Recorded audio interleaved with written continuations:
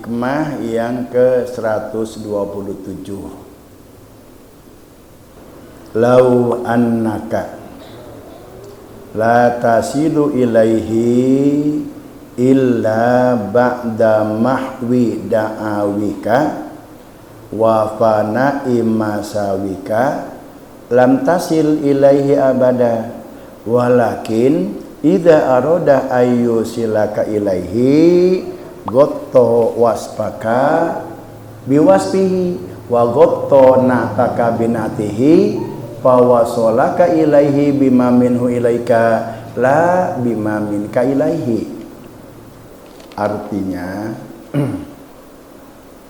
lau jika annaka engkau benar-benar berkeyakinan la tasilu ilahi tidak bisa sampai ilahi kepada ma'rifatullah atau kepada mengenal Allah illa kecuali ba'da mahwi da'awika setelah lenyapnya dosa engkau baik yang zahir maupun yang batin wa pana'i masawika dan setelah lenyapnya pengakuan-pengakuan engkau lam tasil ilaihi maka engkau tidak bisa sampai kepada ma'rifatullah abada selama-lamanya walakin dan tetapinya idza aroda apabila Allah menghendaki ayyusilaka menyampaikan engkau ilahi kepada ma'rifat atau kepada mengenalnya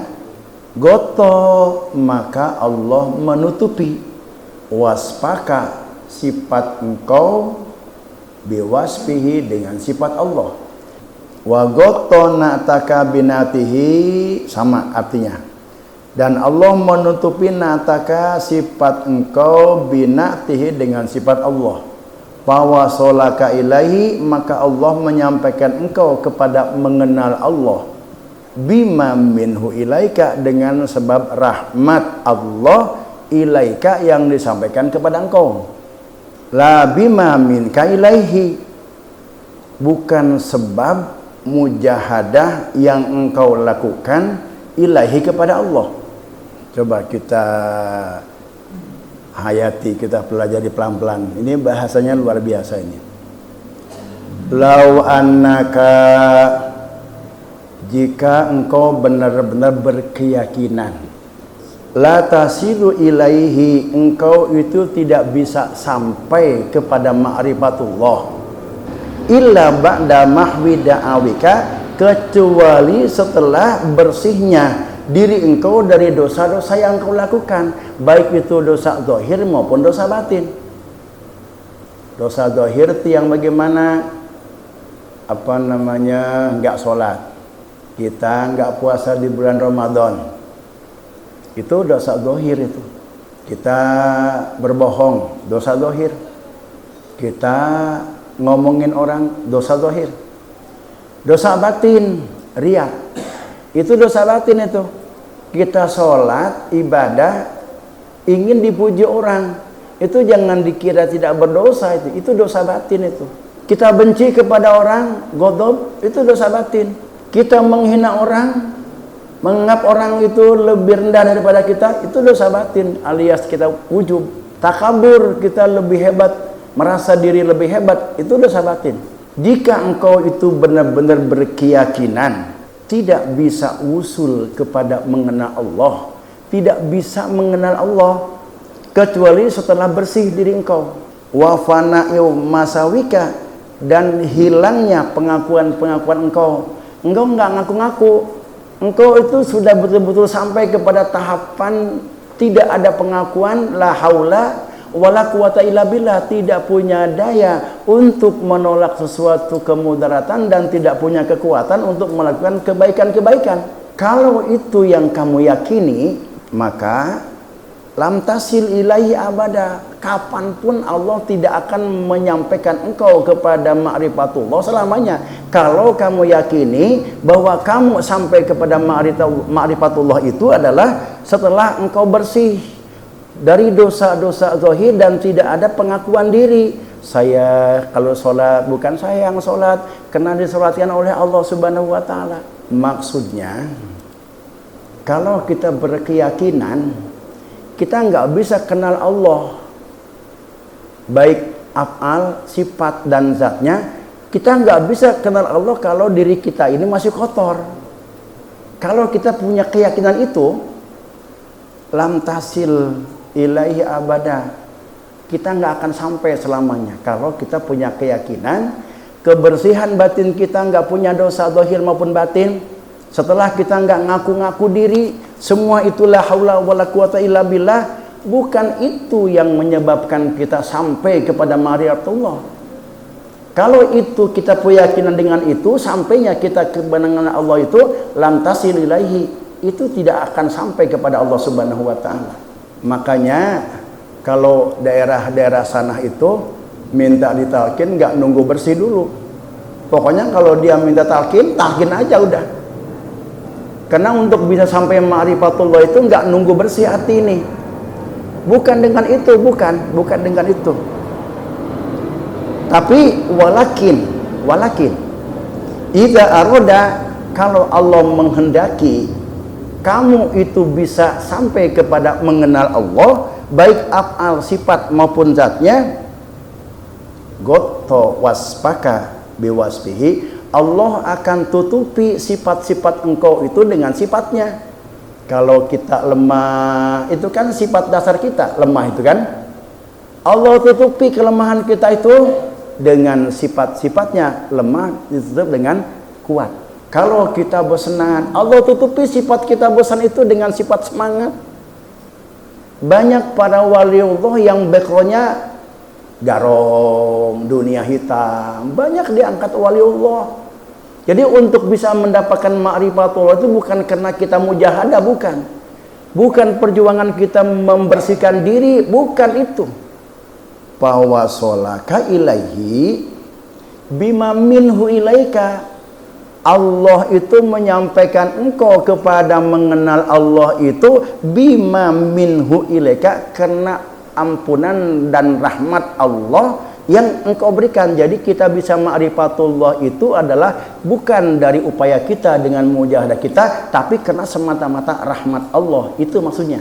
Jangan diyakini, wah orang jelema kotor, kita mau orang yang banyak dosa, dikir gatiloh, geus lah urang mah geus rumasa. Geus teu kudu talkinan dah urang mah geus rumasa jelema kotor moal datang. Ya. Putus asa berarti. Kalau kita udah punya keyakinan seperti itu, kita merasa mah betul itu benar. Kita itu banyak dosa, banyak kotor, kemudian kita itu putus asa, nggak mau kita itu berzikir, bukan itu yang menyebabkan kita sampai kepada usul ma'rifatullah. Bukan. Wusul kepada Allah itu, wusul kepada mengenal Allah itu bukan dengan mujahadah, bukan dengan riadah, bukan dengan zikir, dengan ibadah-ibadah zahir yang kita lakukan, tapi semata-mata rahmatullah, rahmat Allah. Kalau kita banyak dosa, kalau Allah ngasih rahmat untuk bisa wusul kepada mengenal Allah, sampai kita. Kemudian fawasolaka ilaihi, maka Allah itu membuat engkau sampai kepada mengenal Allah itu bima minhu ilaika, dengan sebab rahmat Allah yang Allah berikan kepada engkau. La bima minka ilayya, bukan karena susah payah perjuangan engkau membersihkan hati dan menghiasi hati dengan sifat-sifat kebaikan, kemudian kita dengan capek berzikir bersolawat, bukan dengan itu, tapi dengan semata-mata rahmat Allah. Nah, nanti akan kita bedakan kalau begitu apa fungsi kita bermujahadah, berupaya kita itu membersihkan diri, menghiasi diri, lalu kita itu riado, begitu kita wirid banyak zikir. Apa kalau gitu fungsinya kalau itu tidak sedikit pun membawa kita kepada usul mengenal Allah, tapi semata-mata bisa usul mengenal Allah itu karena rahmat Allah. Sama halnya dengan begini. Ada hadis Rasulullah yang menyatakan, mungkin juga Bapak Ibu sudah mendengar, kita atau manusia bisa masuk surga itu karena dengan amal kita, bukan? Bukan kan? Dengan apa? Nah itu kayak begitu. Karena ada yang mengatakan bahwa ma'rifatullah itu adalah bisa kenal, kita bisa kenal dengan Allah walaupun hanya satu sisi, bisa kenal dengan af'alnya apalagi dengan zatnya. Kita udah bisa kenal dengan af'al Allah, itu kita sudah masuk surga dunia. Jadi ma'rifatullah itu menurut para hukama, para ahli tasawuf, itu adalah al-jannatul mu'ajjalah, surga yang disegerakan, diturunkan Allah di dunia. Jadi kalau orang yang sudah ma'rifatullah, dia itu sudah masuk surga sebetulnya. Surga yang Allah turunkan, yang Allah segerakan, diturunkan di bumi, di dunia. Surga itu ada dua nih. Ada surga mu'ajjalah, surga yang disegerakan. Ada surga mu'ajjalah, surga yang dinantikan nanti di akhirat. Ada surga Firdaus, ada Jannatul Naim, Jannatul Adnin, Jannatul Khulud, ada Darussalam, ada Darul Maqamah. Itu adalah surga-surga yang dinantikan diberikan Allah di akhirat. Ada juga surga yang disegerakan diturunkan di dunia. Apa itu? Ma'rifatullah. Musahadah, bisa menyaksikan Allah, atau ma'rifatullah itu adalah surga yang Allah segerakan, yang diturunkan di dunia.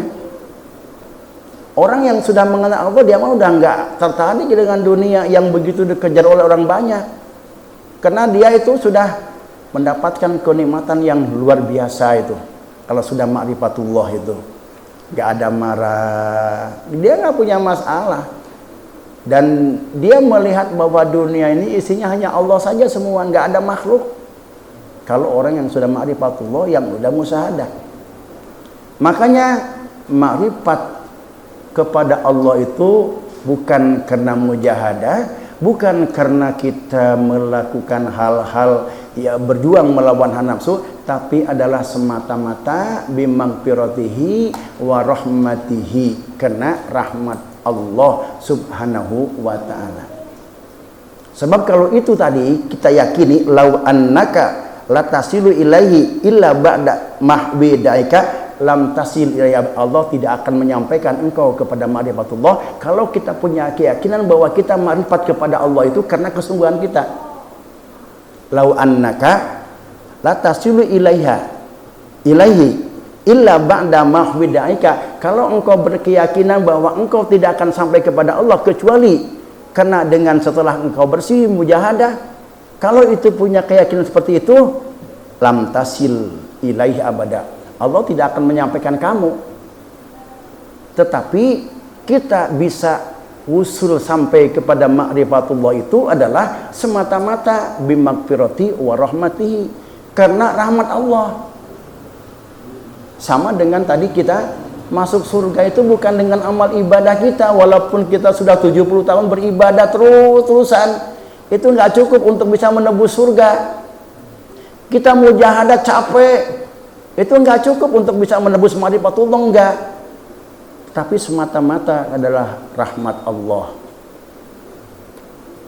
Bedakan gini nih antara upah dengan rahmat Allah. Kalau kita disuruh orang kerja sehari, tuh coba nih tolong bersihin tuh rumput tuh di depan, sehari kamu kerja, dikasih uang 150.000, kira-kira itu wajar sebagai upah atau kasih sayang? Upah itu mau orang kerja dibayar, sekerja sehari dibayar, kasih uang 100.000, upah itu mah. Tapi kalau kamu tuh tolong bersihin sampah di depan rumah saya, sehari dia kerja dikasih 10 juta, sehari kerja dikasih oleh orang yang nyuruh itu 10 juta, kira-kira itu dikasih uang 10 juta, upah dari itu bukan? Rahmat, itu rahmat namanya. Kita zikir sampai 10.000, berupaya melawan hawa nafsu, kemudian dikasih ma'rifat. Kira-kira ma'rifat itu sebagai upah daripada kita mujahadah capek atau bukan? Bukan, nggak ketebus.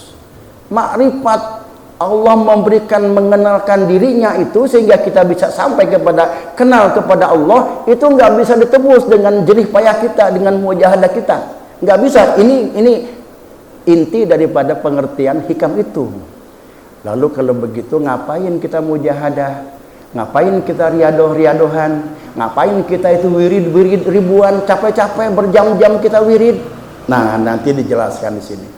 Mujahadah kita itu satu, menunjukkan kesungguhan kita bahwa kita ingin ma'rifat kepada Allah. Orang pengen ma'rifat kepada Allah, dia nggak zikir, nggak berbanyak zikir, atau bohongan. Kita ini pengen ma'rifat, pengen kenal dengan Allah, pengen kenal dengan apal Allah, pengen kenal dengan sifat-sifat Allah, pengen kenal dengan zat Allah. Bagaimana kitanya nggak berjuang, nggak mujahadah, atau nggak sungguhan, bohongan, cuma pengen aja, tapi kita nggak ada upaya. Mujahadah kita jerih payah melawan hawa nafsu, itu menunjukkan kesungguhan kita bahwa kita benar-benar mau mengenal Allah. Allah sudah berjanji, walladzina jahadu fina. Kalau orang-orang yang benar-benar mujahadah berjuang untuk ke kami, lanahdiyannahum subulana. Aku berikan jalan, Allah berikan rahmat. Yang kedua, mujahadah itu sebagai sebab untuk kita mendapatkan rahmat Allah. Sehingga kita diberi rahmat Allah, dengan rahmat Allah itulah kita sampai kepada ma'rifatullah. Siapa tuh yang pernah dia masuk surga karena rahmat Allah, dia nggak mau, ya Allah, aku nggak mau masuk surga karena kasih sayang Engkau. Kan saya udah 70 tahun ibadah, saya pengen dengan hasil ibadah saya aja. Begitu dinilai hiji ibadah yang bisa diterima oleh Allah sebagai pengabdian dia, sehingga yang 70 tahun itu nggak cukup untuk bisa memberi surga. Kamu itu nggak bisa, ibadah kamu yang 70 tahun itu bisa memberi surga. Ini nggak cukup, kamu bisa masuk neraka kalau dengan ibadah kamu itu. Nggak mau Gusti, kalau begitu mau udah dengan rahmat aja. Semua orang yang masuk surga itu kena rahmat Allah. Demikian juga kita mendapatkan ma'rifatullah, sampai kita kepada mengenal Allah itu adalah dengan rahmat Allah. Cuma untuk bisa mendapatkan rahmat Allah, salah satunya adalah mujahadah. Karena mujahadah itu adalah menunjukkan kesungguhan kita. Allah telah berjanji, walladzina jahadu fina. Orang yang betul-betul ingin sampai kepada kami, lanahdiyannahum subulana. Aku akan tuntun dia. Aku akan berikan ampunan dan rahmat kepada dia, sehingga dia mendapatkan ma'rifatullah. Itu maksudnya begitu.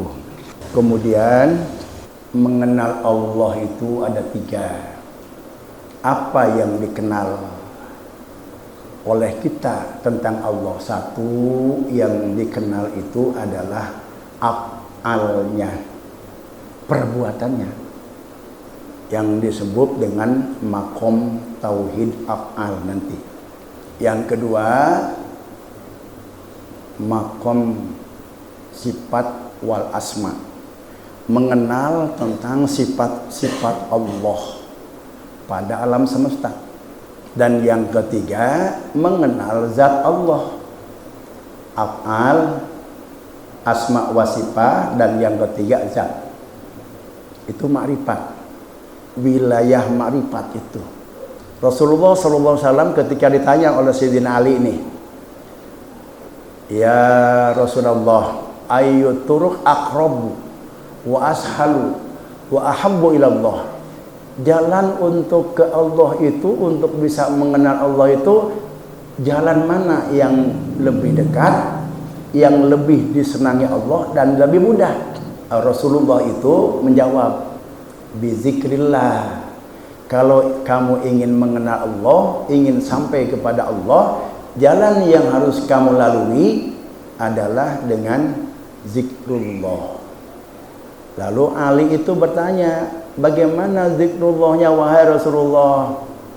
Nah, kemudian gommi ainaika, pejamkan matamu dan ikuti apa yang aku katakan. Maka Rasulullah itu mengucapkan la ilaha illallah 3 kali. Kata Rasulullah, ucapkan wahai Ali 3 kali.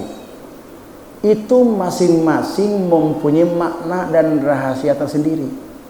Rahasia yang pertama yang diucapkan Rasulullah ketika mengajarkan Ali, la ilaha illallah, itu menunjukkan rahasia di dalamnya adalah tauhid af'al.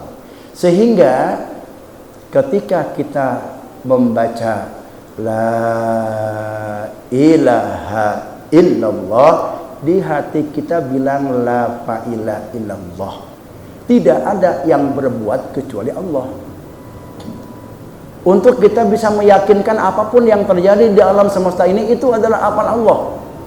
Nah, ini kita supaya duduk di situ. Kita melihat apa saja, ada bencana, ada orang nggak sholat, ada orang rajin ibadah, itu semua adalah afal Allah. Ada orang berantem, ada gempa dan lainnya, ada hujan. Kita yakini semua itu terjadi karena af'al Allah. Nah, kita untuk bisa sampai kepada melihat asma Allah pada setiap alam semesta ini, kita betul-betul dulu bisa duduk di maqam ma'rifatul af'al.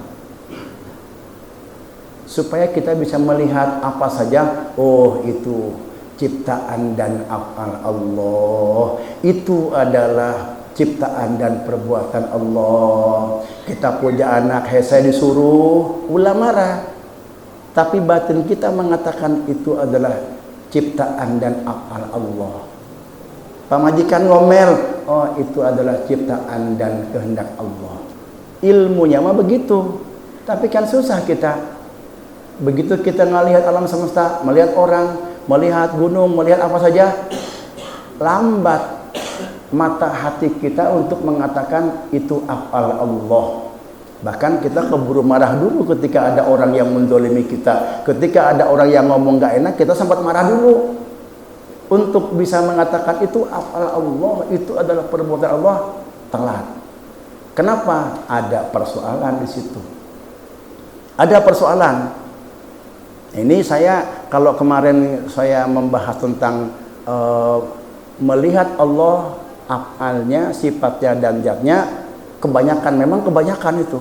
Ini kita untuk bisa duduk di ma'rifat af'al saja dulu, ini prosesnya lama. Nggak bisa cukup ngomong kayak begini. Nah, baru kita akan berbicara tentang bagaimana supaya kita bisa duduk di dalam ma'rifat af'al Allah, mengenal, meyakini dengan begitu mudah apapun yang kita lihat itu adalah ciptaan dan af'al Allah. Diri kita nih kan terdiri dari jasmani dan ruhani. Di jasmani kita ini ada yang namanya sodru. Apa sodru? Dada. Di dalam dada ada jantung. Bahasa Arabnya kolbu. Kolbu itu jantung. Ada hati, namanya kabid. Itu kalau jasmani. Kemudian di dalam ruhani itu ada sodru juga. Ada dada ruhani. Di dalam dada ruhani ada kolbu. Kolbu. Tapi bukan jantung, kolbu. Di dalam kolbu itu ada fuad. Lapisan kolbu yang agak dalam sedikit fuad namanya. Yang disebut dengan hati kecil. Kalau kolbu mah hati, kalau fuad hati kecil. Lapisan kolbu yang agak dalam lagi namanya lub. Lub itu adalah yang berfungsi untuk bisa berpikir. Jadi berpikir itu bisa di kepala, di otak, juga bisa di kolbu. Namanya kolbu yang berpikir itu namanya lub. Di dalam Al-Quran yang jamaknya lub itu albab. Apa namanya itu ayatnya? Ya ulil albab, wahai orang-orang yang berpikir. Berpikirnya bukan dengan otak itu, albab itu. Berpikirnya dengan lub. Lub itu adalah kemampuan lapisan hati yang ketiga, sodru, dada. Di dalam sodru ada kolbu. Di dalam kolbu paling bawah lagi ada fuad. Fuad itu hati kecil. Kemudian di dalam fuad itu di bawah lagi ada lub namanya. Kemampuan untuk berpikir. Di bawah lagi lapisan yang keempat namanya sir. Rahasia-rahasia Allah. Al-insan sirri, manusia itu adalah rahasia-rahasiaku, wa ana sirruhu, dan aku ini rahasianya. Nah, hati itu tempat mengambil keputusan. Kalau dia banyak dipengaruhi oleh bisikan setan, dia akan memerintahkan kejelekan. Kalau dia banyak dibisiki oleh lub dan fuad, maka dia akan menyuruh kepada semua anggota kebaikan-kebaikan. Tergantung mana yang lebih kuat membisikkan kolbu itu. Di kolbu itu tempat berpakirnya bisikan nafsu setan, kolbu dan lub di situ. Kalau ternyata lebih kuat bisikan setan, bisikan nafsu, maka hati kita memutuskan kepada kejahatan-kejahatan. Kalau hati kita itu lebih banyak dipengaruhi oleh lub dan fuad, maka hati kita memutuskan tindakan-tindakan kebaikan, nyuruh kepada anggota badan kita ini untuk melakukan kebaikan-kebaikan. Di kolbu ini Allah menitipkan cahaya. Ada dua cahaya yang Allah titipkan di kolbu itu. Ada dua. Pertama yang disebut dengan Nurul Islam. Yang kedua yang disebut dengan Nurul Iman. Di kolbu itu. Untuk apa? Kemana arahannya? Nurul Islam itu. Nur Islam itu arahannya nanti untuk kita bisa melihat af'al Allah. Dan Nurul Islam itu yakunu awalan do'ifun. Pertama, Allah titipkan nur yang disebut dengan nur Islam atau nur ilahi kecil. Wa huwa kan nujum, dia seperti sinar bintang. Awalnya itu. Artinya apa? Coba kita lihat bintang. Kelihatan oleh kita bintang. Tuh yang kedip-kedip-kedip itu kecil di atas kedip-kedip itu bintang. Kalau bukan kedip-kedip itu namanya meteor, dia nggak punya cahaya. Cahaya yang dipantulkan oleh benda lain. Cahaya Nurul Islam itu kanurin nujum, seperti cahaya bintang. Cahaya bintang itu bagaimana? Kelihatan dia bercahaya, tapi dia belum bisa menyinari. Belum bisa menyinari. Jadi cahaya atau nur ilahi yang pertama kali, yang mula-mula Allah titipkan di dalam kolbu ini, dia belum bisa menerangi hati. Cuma merupakan cikal bakal untuk kita kembangkan. Nah, bagaimana untuk bisa mengembangkan agar nur ilahi yang pertama kali Allah titipkan di dalam kolbu itu, supaya dia bisa menerangi? Maka kata Ibnu Athaillah, perbanyaklah ibadah-ibadah zahir untuk bisa sinar atau nur Islam ini semakin bersinar. Artinya semakin bersinar itu semakin menerangi. Sambil menerangi, apa yang diterangi? Akal pikiran kita, jiwa dan raga kita diterangi oleh nur Islam itu. Nah, bagaimana nur Islam yang pertama kali Allah titipkan di dalam kalbu kita supaya dia bersinar, supaya dia bisa menerangi otak kita, bisa menerangi tubuh kita? Biiksari ibadatiz zahir, dengan kita memperbanyak ibadah-ibadah zahir. Ibadah-ibadah zahir itu banyak, namun dari sekian banyak itu yang pokok ibadah zahir itu adalah 3. Pertama, zikir. Jadi supaya hati ini bersinar, nur Islam yang tadi kan nujum itu dia lebih besar bersinar, perbanyak zikir. Perbanyak zikir. Yang kedua, perbanyak baca sholawat. Dan yang ketiga, mujalasatus sholihin, bergaul bersama, duduk dengan orang-orang soleh yang ahli Allah. Zikirnya tadi tuh, awali dengan la ilaha illallah 3 kali. Ketika kita mengawali yang pertama, dalam hati la ilaha illallah, tidak ada yang berbuat kecuali Allah. Itu kita untuk mendudukan diri kita mengenal af'al Allah pada alam semesta ini. Kemudian la ilaha illallah,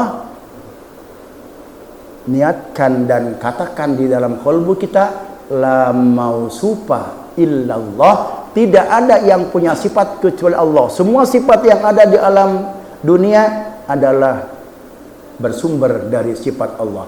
Tidak ada yang punya sifat kecuali Allah saja yang punya sifat.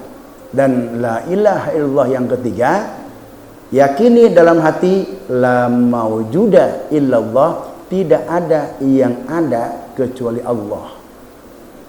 Nah, kita tidak kepada yang ketiga, yang kedua.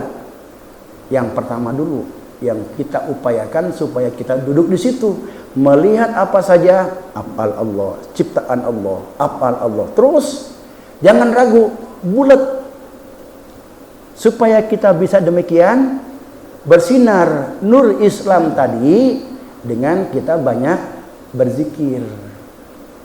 Berapa banyaknya tergantung kita merasakan bersinarnya nur tadi. 100 belum terasa, naikkan. 500 belum terasa, naikkan. 1000 belum juga, terus sampai terasa. Apa ciri-ciri bahwa nur Islam itu sudah bersinar?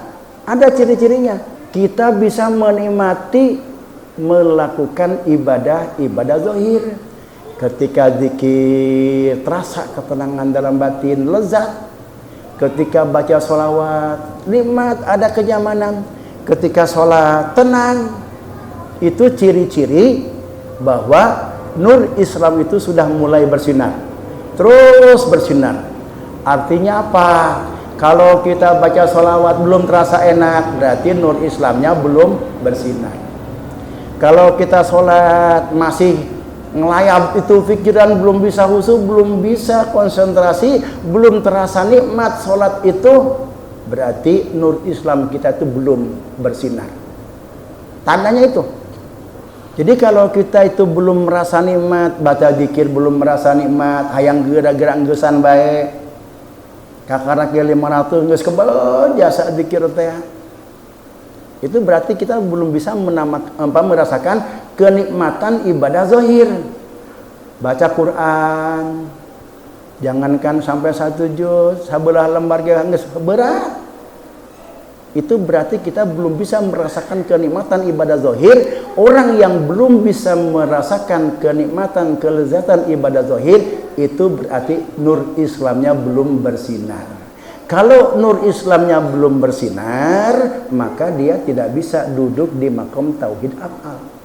Nah, jadi kita ini ingin duduk di maqam tauhid af'al, makrifat tentang af'al Allah pada segala sesuatu. Ngomong mah gampang. Kenal dengan af'al Allah, kita mau lihat segala sesuatu, kita katakan bahwa itu adalah af'al Allah. Begitu ngomong mah gampang. Tapi susah untuk bisa menjadi diri kita itu. Bagaimana caranya? Langkah-langkah tadi itu bisa dikenal dengan melalui nur Islam yang Allah titipkan di dalam kalbu. Kalau nur Islam ini sudah bersinar, membesar sinarnya, nah mulai dia bisa menerangi kalbu kita sehingga kita bisa melihat af'al Allah pada segala sesuatu. Supaya sinar Islam kita yang tadinya kayak bintang itu belum bisa memberikan keterangan, penerangan, maka kita perbanyak zikrullah. Kalau kita udah merasakan nikmatnya itu artinya tanda nur Islam kita sudah mulai asrokon nur Islam, sudah mulai bercahaya, bersinar, sehingga ketika dia itu dari seperti nur bintang naik ditambah oleh Allah. Nambahnya dari mana? Min nurillah, dari nur Allah, dari cahaya Allah tambahkan, sehingga cahaya Allah yang pertama kali seperti bintang itu yang belum bisa memberikan penerangan kepada pikiran dan kepada kolbu, kepada jiwa raga kita, Allah tambah nur ilahi sehingga dia terus memberikan penerangan-penerangan kepada pikiran kita, kepada jiwa raga kita. Yang nambahnya itu nur Allah dengan sebab kita banyak berzikir kepada Allah, banyak bersolawat, dan banyak kita bergaul berbarengan satu majlis dengan para orang-orang soleh. Bapak Ibu gini, kalau kita sehat, kita gembira apa sedih? Kalau kita sehat, gembira. Kalau kita sakit, sedih. Kalau kita dagang untung, gembira apa sedih? Senang. Kalau kita dagang rugi, sedih. Ya, kenapa begitu? Ada nggak orang yang sehat sedih? Ada orang yang sakit gembira? Ada nggak? Ada nggak? Hah? Kita ada nggak melihat orang yang sehat tapi sedih dia? Kunaon sedih, sehat. Ada orang gembira, senang amat kelihatannya. Kunaon?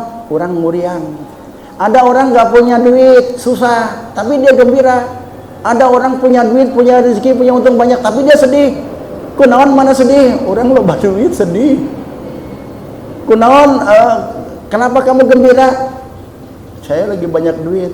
Kenapa kamu sedih? Karena saya susah mau beli ini, gak punya duit. Kan begitu. Ada nggak orang yang punya duit? Kunaon saya sedih? Orang keur loba duit. Kunaon saya gembira? Orang keur teu boga duit. Ada yang begitu? Ada nggak? Ada? Nggak ada. Ada yang begitu, ada. Ketika dia punya uang, dia sedih. Ketika dia susah nggak punya uang, dia gembira. Siapa itu? Si Kabayan. Tahu si Kabayan? Si Kabayan mah ya, si Kabayan ya. Kalau dia nanjak, ngabonceng kabogo nanjak. Walaupun dia berat itu mengayuh sepeda itu, dia senang-senang. Begitu sampai ke puncak turun, nangis dia. Cek kabogoh natakan atau kunawan namun tadi kenanjak eta akang pancape eta ngagua sapeda kunawan akang sasurian begitu bunga, kunawan begitu geus magitung turunan akang ceurik sedih eta kunaon di maneh mah teu nyahonya. Lamun urang nanjak susah eta bakal mangge turunan. Moal mungkin hirup nanjak terus. Setiap setelah nanjak pasti turun. Ketika saya menemukan tanjakan, pasti bakal manggih kesenangan turun. Ketika saya turun, saya cerik sedih. Kenapa? Karena bakal manggih tanjakan. Ketika dia punya uang, sedih. Kenapa? Karena saya lagi punya uang. Allah akan takut mengambil uang saya jadi orang susah. Kenapa? Inna ma'al usri yusro. Setelah ada kesusahan, ada kemudahan. Itu akan berganti, bergulir. Bahwa ad-dunya sijjalun. Dunia ini sijjalun bagikan roda berputar. Yaumun lana, hari ini menggembirakan untuk kita. Wa yaumun alaina, besok belum tentu kita gembira. Ad-dunya sijjalun. Dunia ini bagikan roda yang berputar. Yaumun lana, hari ini kita gembira. Wa yaumun alaina, besok belum tentu kita gembira. Mungkin sedih. Kalau kita senang, kalau kita sehat, itu sedih kita. Takut sehat kita diambil oleh Allah, kemudian kita sakit. Kalau kita sakit, senang. Biasanya kalau sakit, Allah akan memberikan kesembuhan, senang kita. Begitu enggak kita berpikirnya itu? Kenapa bisa begitu? Kenapa? Karena berbeda pandangan. Kenapa bisa begitu? Karena kita belum makrifat kepada Allah. Makrifat kepada Allah itu kita bisa melihat hakikat sesuatu. Orang menang, lulus ujian, senang. Orang kalah, sedih. Kenapa ketika menang dia senang, ketika kalah dia sedih? Karena dia belum bisa melihat hakikat menang dan hakikat kalah. Mata batinnya belum Allah kasap, belum Allah buka untuk melihat hakikat apa yang dia hadapi. Kita melihat kambing, batin kita mengatakan kambing. apa yang dilihat oleh kita itulah yang kita pahami. Orang yang sudah ma'rifatullah itu melihat kambing itu, dia bisa melihat hakikat kambing itu apa. Melihat manusia, bukan manusia yang dia lihat, hakikat manusia itu apa. Kalau orang itu tahu, bisa melihat hakikat dari apa yang dia lihat, maka tidak akan ada mencela, marah, dendam, benci. Itu buah daripada tauhid af'al. Untuk berikutnya hikmah yang ke-108, kita untuk bisa duduk di ma'rifatul asma, wallahu a'lam bishawab.